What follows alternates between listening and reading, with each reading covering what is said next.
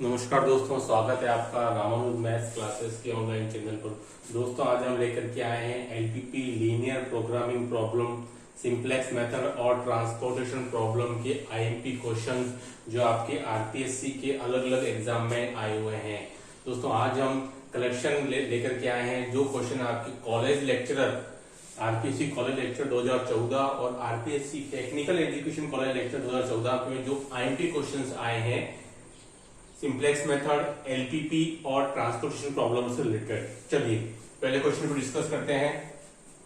आज का लेक्चर बहुत ही इंपॉर्टेंट है, इसको लास्ट तक देखिएगा, स्किप ना करें। आज हम काफी सारे क्वेश्चन को डिस्कस करने वाले हैं। हो सकता है इन्हीं में से ही कोई एक आध क्वेश्चन आपके इस बार के एग्जाम में पुटअप हो जाए। चलिए पहला क्वेश्चन है, परिवहन समस्या में इन अ ट्रांसपोर्टेशन प्रॉब्लम आधारी चरों बेसिक वेरिएबल्स की संख्या अधिकतम होती है। परिवहन समस्या में आधारी चरों की संख्या अधिकतम होती है।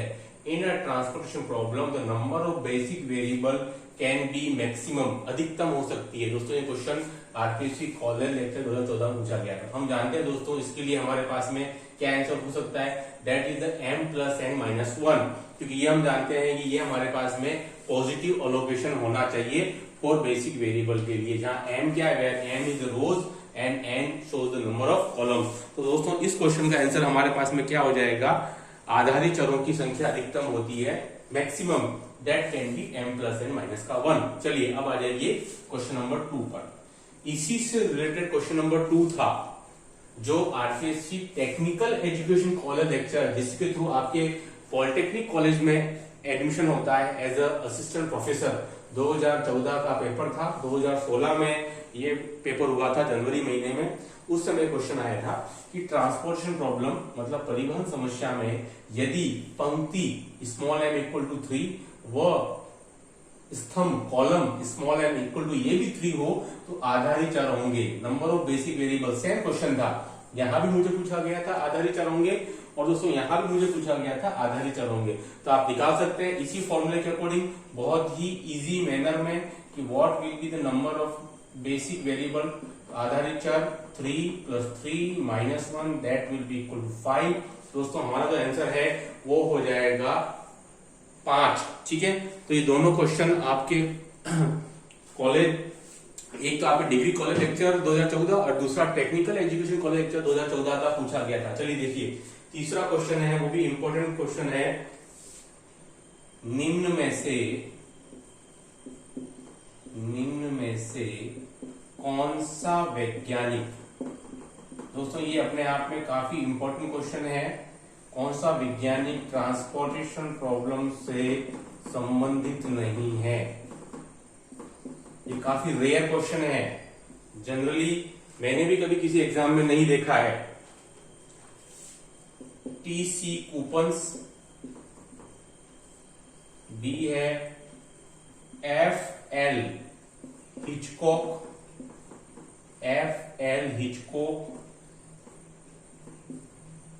डैट्जिंग, और जो डी वाला है दोस्तों वो है यूलर। ठीक है, क्वेश्चन है कि निम्न में से कौन सा वैज्ञानिक ट्रांसपोर्टेशन प्रॉब्लम संबंधित नहीं है, among which one scientist is not related to transportation problem। दोस्तों इसका जो क्वेश्चन, इसका जो आंसर होगा दैट विल बी यूलर। तो यूलर जो है वो मैथमेटिशियन या वो साइंटिस्ट आपके ट्रांसपोर्टेशन प्रॉब्लम से रिलेटेड नहीं है। हम ये जानते हैं कि मुझे ट्रांसपोर्टेशन प्रॉब्लम फाइंड आउट करने के लिए हम 3 मेथड जो हम जनरली काम में लेकर के आते हैं, उन 3 मेथड के लिए हमारे पास में ये जो 3 मैथमेटिशियन साइंटिस्ट हैं वो उन 3 मेथड से रिलेटेड है, जुड़े हुए हैं कहीं ना कहीं। इसलिए दोस्तों इस क्वेश्चन का जो पर्टिकुलर आंसर होगा दैट विल बी यूलर। ये अपने आप में एक काफी इंटरेस्टिंग और बहुत ही यूनिक क्वेश्चन है जिसको आप ध्यान रखेंगे। चलिए अब आ जाते हैं चौथे क्वेश्चन पर। दोस्तों इसके बारे में बता दूं, ये भी आपके आरपीएससी कॉलेज लेक्चरर, ये भी क्वेश्चन आपके आरपीएससी कॉलेज लेक्चरर 2014 का ही पूछा गया था, जो कि डिग्री कॉलेज आपके बीएससी के लिए जो आपके लेक्चरर डेप्यूट होते हैं एज असिस्टेंट प्रोफेसर, उनकी योग्यता निर्धारण के लिए ये क्वेश्चन पूछा गया था। चलिए अब आ जाइए क्वेश्चन नंबर 4 पर। क्वेश्चन नंबर 4 था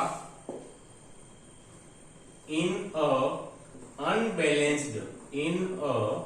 unbalanced transportation problem, असंतुलित परिवहन समस्या में होता है. Which criteria is found in unbalanced transportation problem? मतलब असंतुलित. आप समझ पाएंगे, मेरी कोशिश है कि हिंदी और इंग्लिश दोनों मीडियम के स्टूडेंट्स को समझ पाए. असंतुलित परिवहन समस्या. दोस्तों क्वेश्चन क्या है? इन अनबैलेंस्ड ट्रांसपोर्टेशन प्रॉब्लम में होता है. Which criteria is found? That is the number of jobs is not equal to number of facility. Option number 1. मैं 4 ऑप्शन लिख देता हूं. बी ऑप्शन है supply is equal to requirement. C option है that supply is not equal to requirement. ठीक है दोस्तों, that is the supply is not equal to requirement. और डी ऑप्शन है requirement is zero.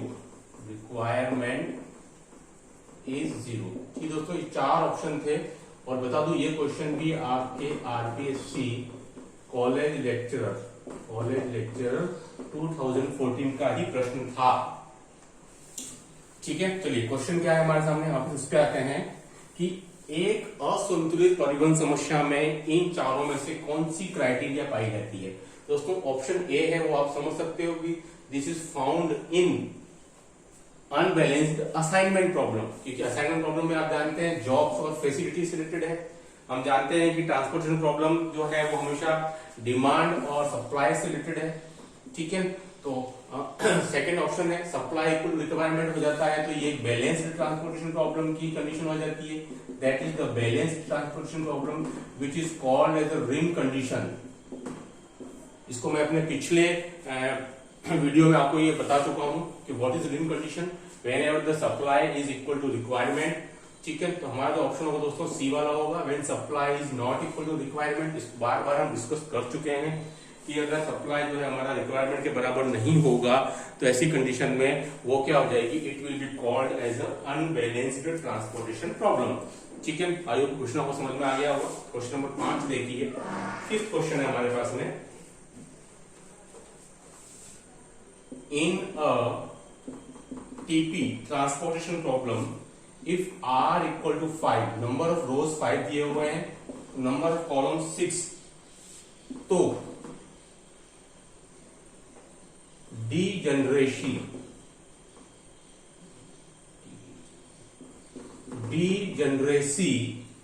will exist. Question क्या है हमारे पास में? if in a TP transportation problem number of rows equal to 5 and number of columns equal to C, तो degeneracy will exist. Hindi में बोलेंगे इसको अपभ्रष्टता. degeneration will exist मतलब विद्यमान होगी. ठीक है, दोनों मीडियम के स्टूडेंट्स को समझ पाएंगे आराम से कि कब होगी. मेरे पास में ऑप्शन लिख देता हूं कि एक मेरे को ट्रांसपोर्टेशन प्रॉब्लम दिया हुआ है जिसमें नंबर ऑफ रोज 5 है, नंबर ऑफ कॉलम्स 6 है, तो डीजनरेशन विल एग्जिस्ट मतलब अपभ्रष्टता विद्यमान होगी. If total allocated cell equal to 12. Number 2 total allocated cell equal to 11. C option है total allocated cell equal to 10. और नंबर डी ऑप्शन है total allocated cell equal to 9. ठीक है दोस्तों, हमारे पास में क्वेश्चन क्या है कि इन अ ट्रांसपोर्टेशन प्रॉब्लम किसी भी परिवहन समस्या के अंदर हमारे पास में अगर रो 5 दी हुई है और अगर कॉलम जो है मुझे 6 दिए हुए हैं, number of columns equal to 6. ठीक है, number of columns equal to मुझे 6 दिया हुआ है, तो डीजनरेसी विल एग्जिस्ट. तो एक अपभ्रष्टता विद्यमान होगी. वह टोटल अलोकेटेड सेल 12 है, टोटल अलोकेटेड 11 है, 10 और 9 है. तो आप देख सकते हैं दोस्तों कि आप इसके अंदर m प्लस n माइनस 1 फॉर्मूले से इसको आप अगर निकालते हैं तो कम से कम हमें 10 तो अलोकेशन होना ही चाहिए, एटलीस्ट 10. ठीक है दोस्तों, कम से कम हमें 10 तो अलोकेशन होना ही चाहिए, अदरवाइज डीजनरेसी विल एग्जिस्ट. तो उसका आंसर क्या है दोस्तों हमारे पास में 9, ठीक है, क्योंकि 9 जो है हमारे पास टोटल अलोकेटेड सेल है वो 10 से कम आ रहा है, तो ऐसी कंडीशन दोस्तों हमारा आंसर क्या हो जाएगा, दैट विल बी 9, ठीक है, क्योंकि यहाँ हमारे पास कम से कम 10 तो होने चाहिए, at least 10, it can be more than 10 but कम से कम 10 होने चाहिए, इसलिए हमारा आंसर क्या आएगा दोस्तों, इसमें 9 वाला आ जाएगा। टोटल अलोकेटेड सेल अगर 9 दिए हुए 9 दिए हुए हैं, ठीक है, तो मैं क्या कह सकता हूं उसको, हमें डीजनरेसी की कंडीशन एग्जिस्ट होगी, डीजनरेसी की कंडीशन बनेगी, ठीक है। चलिए अब आ जाइए नेक्स्ट क्वेश्चन। ये सारे क्वेश्चन, ये भी क्वेश्चन आपकी आरपीसी कॉलेज लेक्चर 2014 का ही पूछा गया है, ये सारे क्वेश्चन वहां से आपके लिए ढूंढ करके लाया हूं आज की इस वीडियो में, इसलिए कह रहा हूं यूनिक वीडियो है, इंपॉर्टेंट वीडियो है, इसको लाकर देखते रहेगा। क्वेश्चन नंबर 5 देखिए, Hungarian method, Hungarian method is useful for first transportation problem, game theory, C assignment problem, और फोर्थ है अनबैलेंस्ड ट्रांसपोर्टेशन प्रॉब्लम। एक इजी क्वेश्चन था, लेकिन ये भी क्वेश्चन आपके आरपीएससी कॉलेज लेक्चरर 2014 का ही पूछा गया है, ठीक है दोस्तों। ये क्वेश्चन इजी है, आप इसका आंसर जानते भी हैं कि हंगेरियन मेथड जो है वो जनरली किसके लिए यूज होता है, ट्रांसपोर्टेशन प्रॉब्लम के लिए। हमारे पास हम जानते हैं कि हमारे पास 5 मेथड होते हैं, इनिशियल, बेसिक, फिजिबल सॉल्यूशन और ऑप्टिमल सॉल्यूशन के लिए। ये नहीं हो सकता। गेम थ्योरी के लिए हमारे पास सैडल पॉइंट निकालने के लिए हंगेरियन मेथड यूज में नहीं आता है। अनबैलेंस्ड ट्रांसपोर्टेशन प्रॉब्लम के लिए हमारा आंसर क्या है दोस्तों, इसमें for a assignment problem we use this Hungarian method. ये एकमात्र ओनली एक ही मेथड होता है जो कि हम यूज में लेकर के आते हैं, ठीक है दोस्तों, टू फाइंड असाइनमेंट प्रॉब्लम, ठीक है। चलिए ये क्वेश्चन भी आपके आरपीसी 2014 में पूछा गया था। अब आ जाइए इंपॉर्टेंट क्वेश्चन है next, a BFS basic feasible solution is said to be degenerate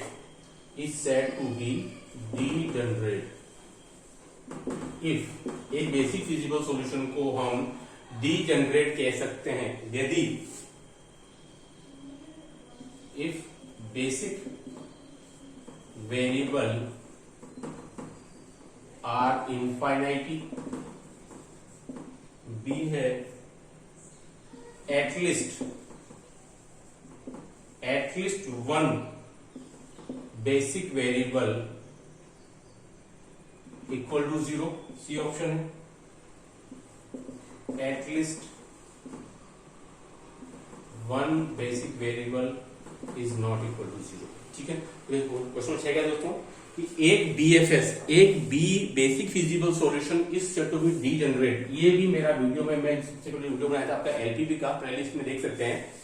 basic definition उसमें मैंने क्लियर किया था, बेसिक फिजिबल सॉल्यूशन क्या है, उसमें डीजनरेट और नॉन डीजनरेट क्या है। दोस्तों उसमें हमने बताया था कि एक बेसिक फिजिबल सॉल्यूशन जो है वो डीजनरेट हो सकता है जब एटलीस्ट वन बेसिक वेरिएबल उसका कम से कम 0 हो जाए, तो दोस्तों वो क्या बन जाता है, वो आपके डीजनरेट के अंदर कन्वर्ट हो जाता है, ठीक है। ये क्वेश्चन भी हम डिस्कस कर चुके हैं पहले, और ये भी आपके आरपीएससी कॉलेज लेक्चरर 2014 का पूछा गया एक इंपॉर्टेंट क्वेश्चन है। चलिए जी अब आ जाइए नेक्स्ट क्वेश्चन के ऊपर।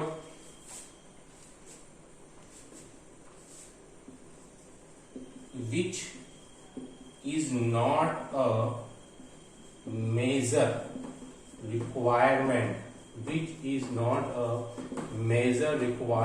of LPP, ठीक है। कौन सी, जब हम 4 ऑप्शन देंगे इनमें से कौन सी जो है वो आपके LPP के लिए एक मेजर रिक्वायरमेंट नहीं है, ठीक है। चलिए आज हम जो वीडियो बना रहे हैं दोस्तों ये आपके LPP ट्रांसपोर्टेशन प्रॉब्लम पर है।